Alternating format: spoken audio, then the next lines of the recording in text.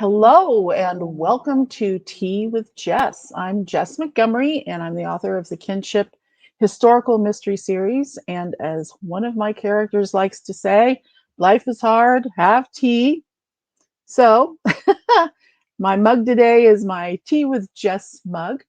And I'm very excited to take my tea break today with a fellow writer and a friend, Meredith Doench. I'm going to tell you a little bit about her before I bring her on. She's the author of the Luce Hanson thriller series from Bold Stroke Books.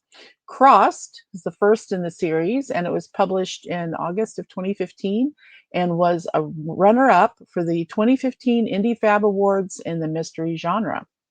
The next two in the series are Forsaken Trust and Deadeye, both of which were mystery thriller Goldie Award finalists in their respective years from Golden Crown Literary Society. Whereabouts Unknown is Meredith's fourth thriller and this time a standalone novel, and it releases March 1st of this year, so just a little under a month, available for pre-order. But it releases March 1st from publisher Bold Strokes Books and then becomes available March 15th from all retailers. So Meredith is a member of the Golden Crown Literary Society, Sisters in Crime, and Mystery Writers of America, where she also serves as a board member for Mystery Writers of America Midwest region. And side note, roped me in as well, which has been a lot of fun.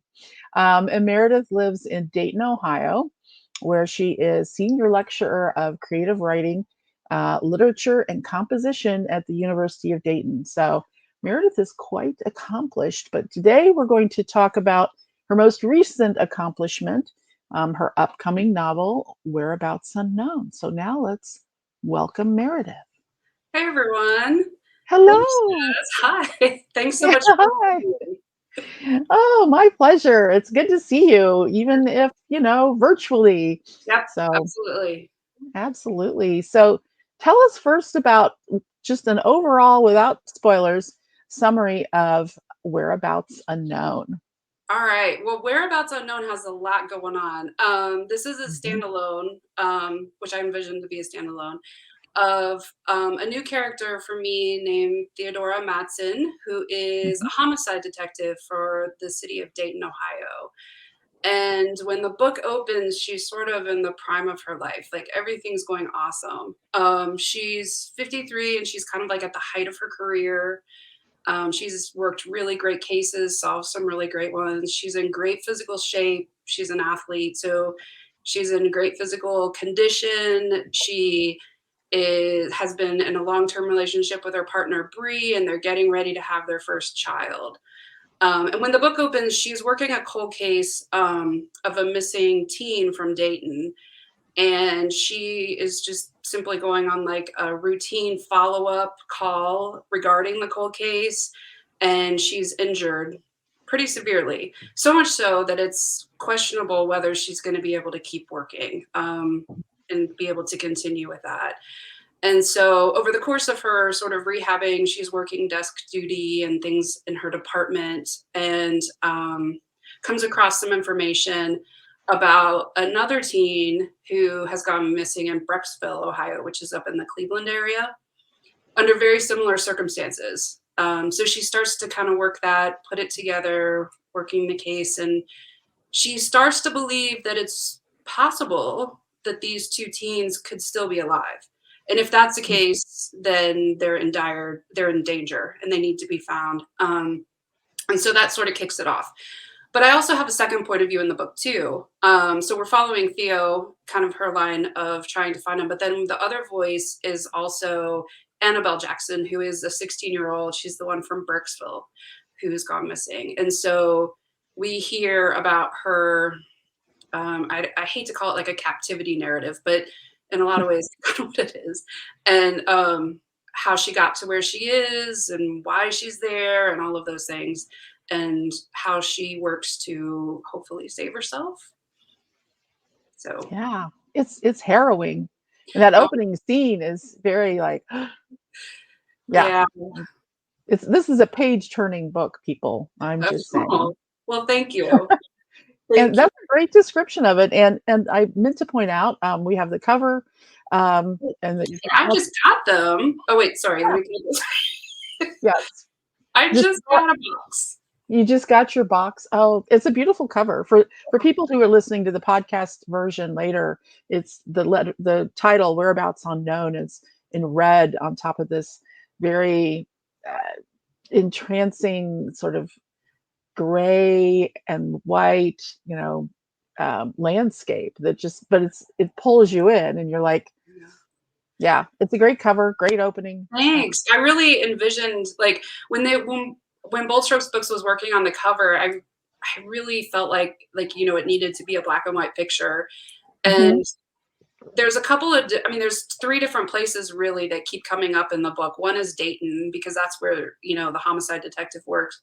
But there's also Brecksville, and then there's also this area near Mansfield, um, which is settled like right next to um, a park, and so there's all of this wooded area, and that's what Mhm.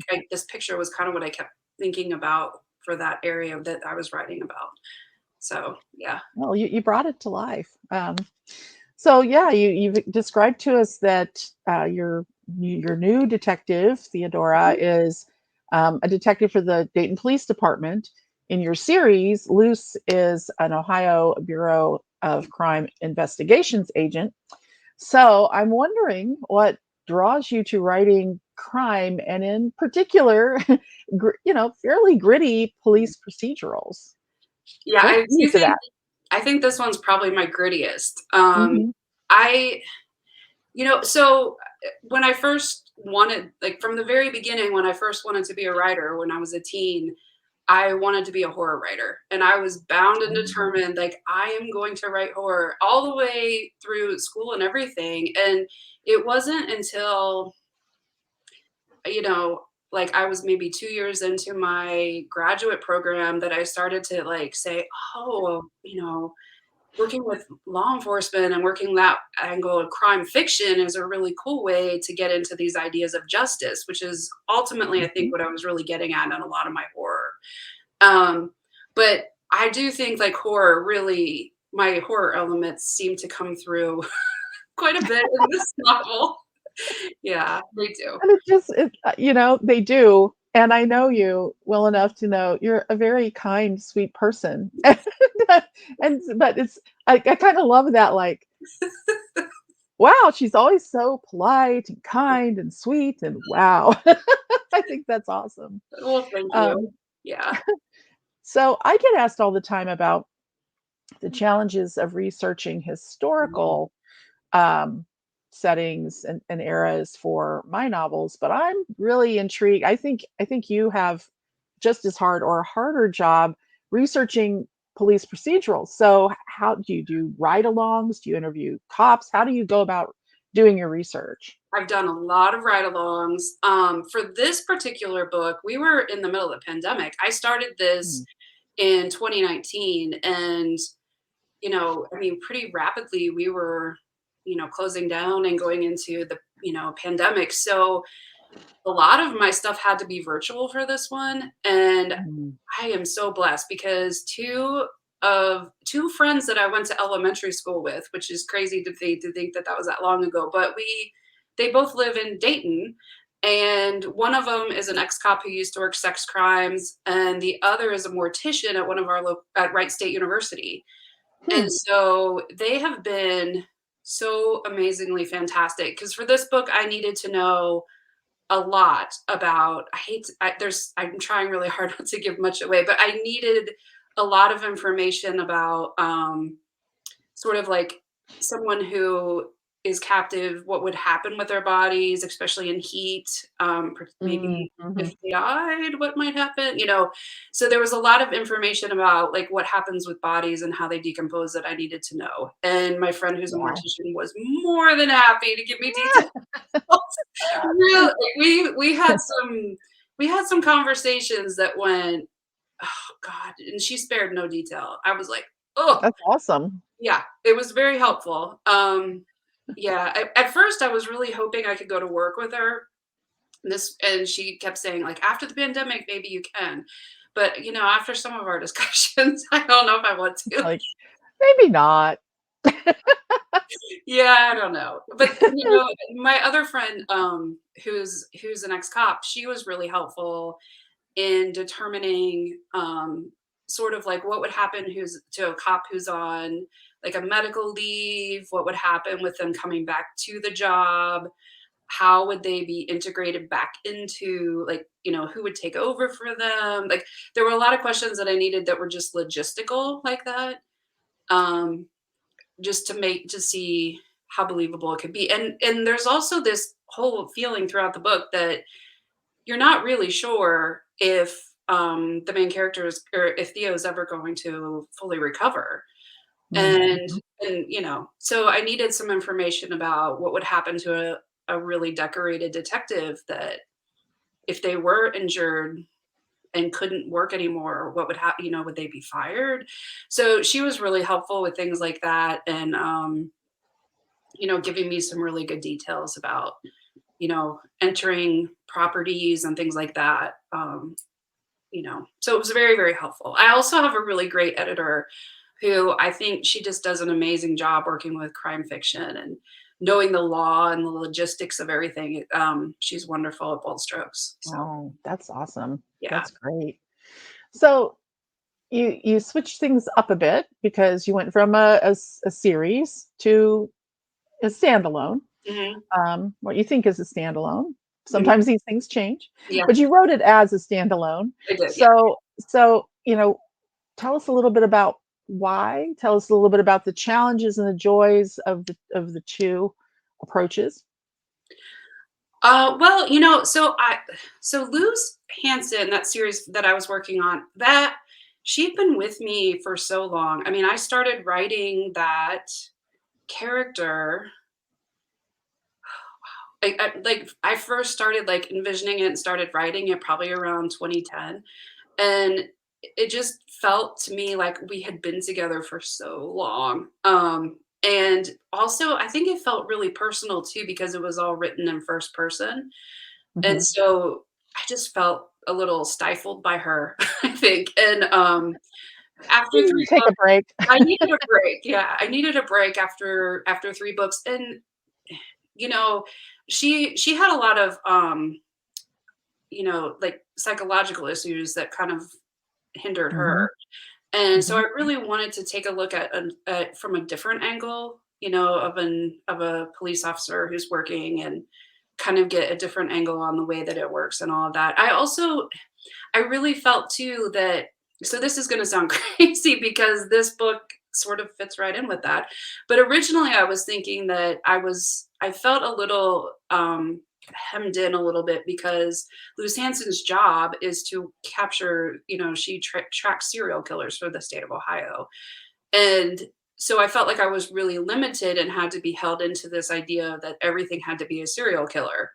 Well, you know, this one sort of ended up that pathway too, but I think I have this thing with serial killers, and they're just There's sort that of horror element again. they're just there all the time. Well, Ohio, Yeah, land of serial killers. I mean, hotbed of serial killers here. Yeah. and we're also very friendly. Yes. Yeah. Midwest nice does not necessarily mean that, we're all serial killers, but there are some famous serial killers from Ohio for sure. Yeah. Yep. And you mentioned that Luce has some psychological issues. In your first book, Crossed, she's investigating a case that she hopes might lead her to working with the FBI, but it also Mhm. forces her to kind of confront an ex-gay ministry, what some people call conversion therapy, Yeah. that tortured her as a youth and continues to haunt her. Um, and both women are lesbian and have relationships that are strong and committed. You talked about how Theodora and her partner Bree are hoping to have their first child. So diverse representation, it's obvious to say it's important in writing, and it's important that readers read literature about, characters that are different than themselves, that they read about diverse people.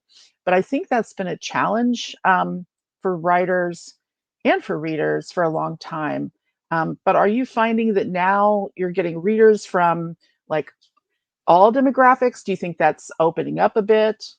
Oh yeah, absolutely. When my first book came out, I was a little hesitant to tell some of my neighbors what my books were about, like Oh, they'd be really curious. And when I would start to tell them, they'd be like, oh, when I would say that they were queer characters or whatever, some were a little, but now that, I mean, I'm finding I get surprised usually every time that I do like workshops or readings where people who I would think would never be interested in any way of reading my books are the ones who actually come up and say, I really like this. Tell me more about this. And mhm, so I find that really awesome that that's happening. And plus, in crime fiction, we've had this explosion like in the last, well, just first of all, crime fiction has blown up enormously in the last probably, it seems to me like the last 5 years have been really great for crime fiction and so many different writers, but in particular, LGBTQ representation and writers and also characters. It has been a huge growth in that. I think one of the things that I wanted to do with this book, because some of my other ones, I mean, they really had, like, especially the one that you mentioned, Crossed, it really focused on this idea of like the X gay ministries and the mhm, damage that it does. So there was a lot of focus in that particular book on my character being lesbian. And in this one, it's really not so much about, I mean, she just is. There's not a mhm, lot of talk about that. But what really wanted to get into in this one, I think, was just this idea of disability and the way that bodies can heal or possibly not heal, mhm. and or how a body can sort of maneuver around a physical issue to get to what they need to get to. So that's the kind of diversity I think that I was thinking about most with this book. um yeah, so I mean, that's really where my focus was. I have an article coming out in Crime Reads in March about disability and crime fiction and Nice. the lack of it. Yeah.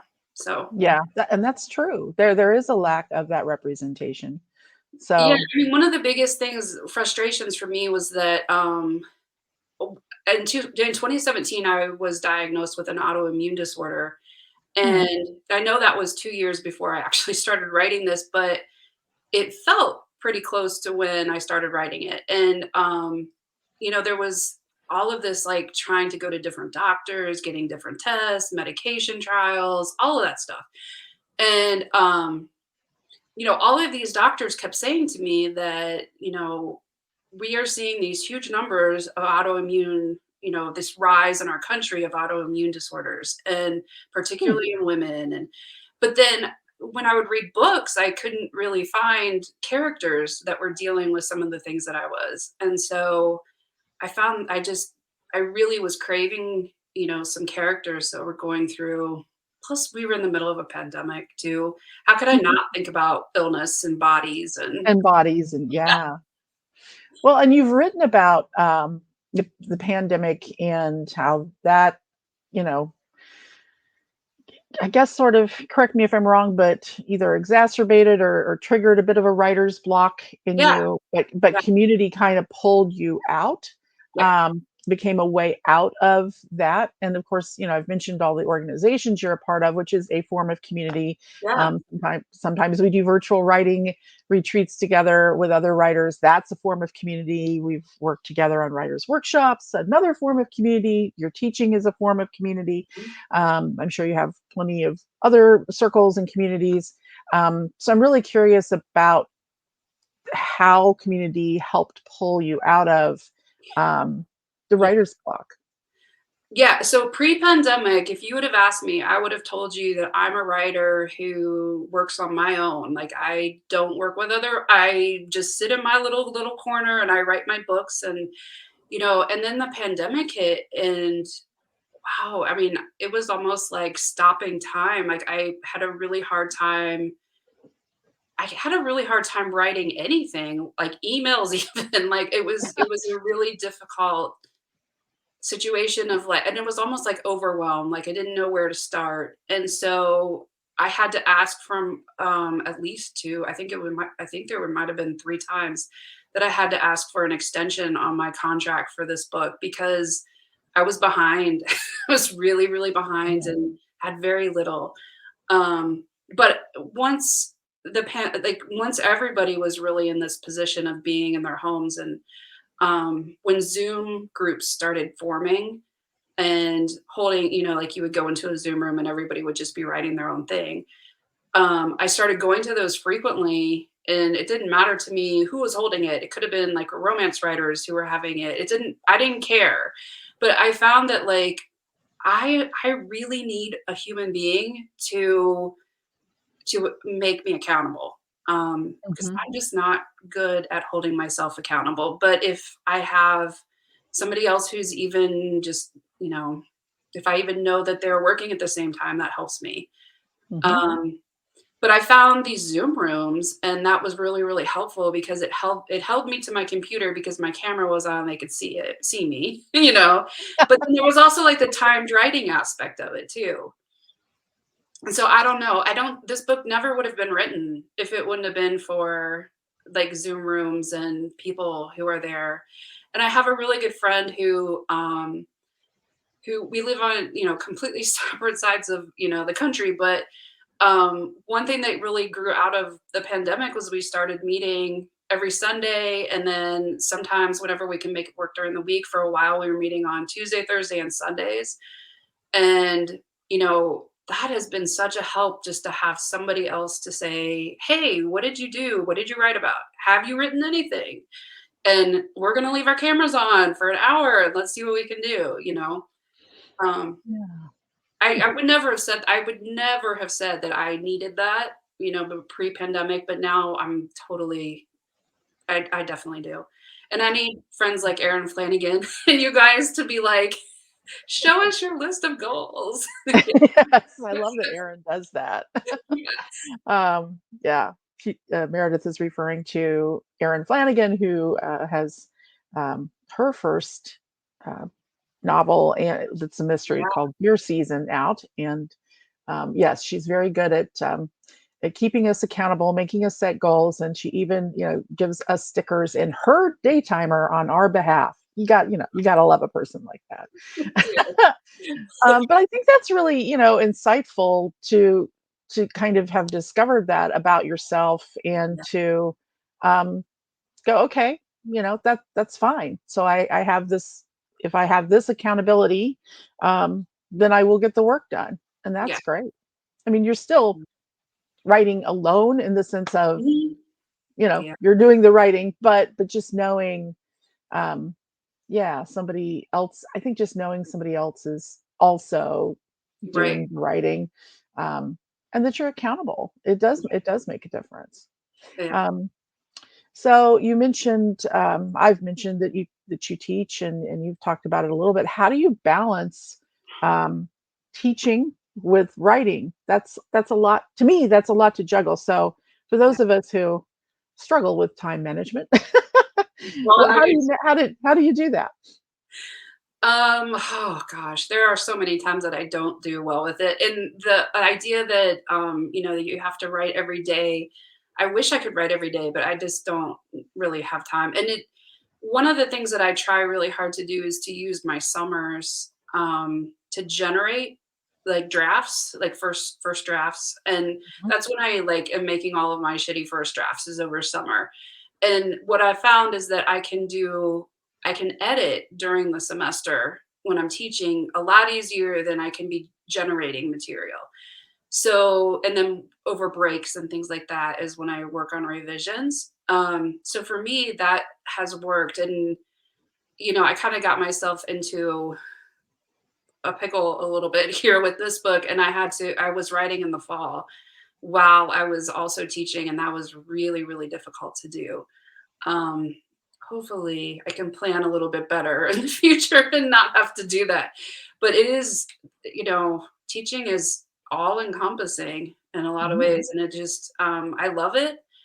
And I learned so much from students and from teaching, but it also takes away a lot of time from what could be writing, you know? Yeah, I understand. And yet it forces Yeah. it's like having those Zoom rooms. It forces you to focus. You have to make this decision. This is Yep. what I'm doing with my summer. This is the phase of writing I will be in. So, Great. you know, I think that's encouraging in its own way. So when you're teaching your creative writing students or giving workshops, are there like top three maybe tips that you would give writers who are maybe starting out or need to restart, or what kind of tips do you like to give to other writers? I think it's really easy to get overwhelmed by the scope of what you're trying to do. And, as a writer, we have an idea. We might not know how we're going to get to this point, but we have an idea of what we want this thing to look like. And it can be really overwhelming once you really start to try to get to that point. Um, and so, my biggest piece of advice is sort of breaking things down into chunks if you can, Hmm. and working in little pieces to try to put it together. And even though I'm more of a pantser writer, I usually try to help people in my classes try to plan a little bit before they actually sit down to write. And I know that's completely opposite of what I do, but I think that, like, for beginning writers, it helps to have a little bit of a roadmap, um, to get through. And I would never advise anyone to do what I did with this book, which was just keep revising and revising and revising over and time. I mean, hopefully from my next book, I'm going to do more planning.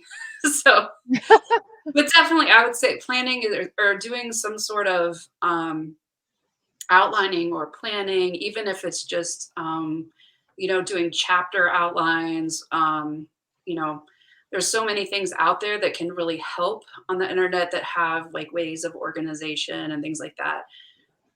But yeah, that and this feeling of overwhelm, I think that it can be exciting, but it can also be so fearful that it holds people in place. Yeah, it can be paralyzing. Yeah. I need a roadmap. Yeah. I don't think, most, maybe some people do need a point by point outline of the whole thing. But I'm kind of somewhere in the middle. I need a Yeah. little bit of infrastructure. And I think, you have published all these books and written lots of stories and essays and articles. So you're probably at some level Doing it. planning subconsciously. And I think you're right. I think, especially for new writers, maybe doing it a little more consciously at first is Mhm. better. Yeah. So those are great tips. Well, what's next? What are you working on now? Are you taking a break? Well, I'm not really taking, yeah, I don't know if I'm taking a break or not. I don't think I'm really taking a break. So I found that, like, one of the things that's been really helpful to me, like over my holiday break and then into this semester, has been I've been working on an essay and two short stories. Hmm. And it's been sort of like this create like palette cleanser, even though they're Hmm. all, are still gritty themselves. It's been kind of like it's been a good break from writing a novel. Yeah. Um, so that's been really nice to do. That's so, I'm sure that, like, summer will be coming soon, hopefully. I don't know, looking at snow outside. But It'll get here. yeah, it'll get here, and I'm hoping to have a plan for a novel to start at the beginning of summer. But yeah, that's just where I'm at. But Yeah. congratulations to you on the Echoes. Your book's coming out like Oh, right when mine is. yes. Yeah. We're coming out in this before mine, and then yeah, the Echoes comes out March 29th. Thank you for mentioning that. So that'll Yes. be fun. We'll just, March will be our mutual book birthday, Yes, our absolutely. book birth.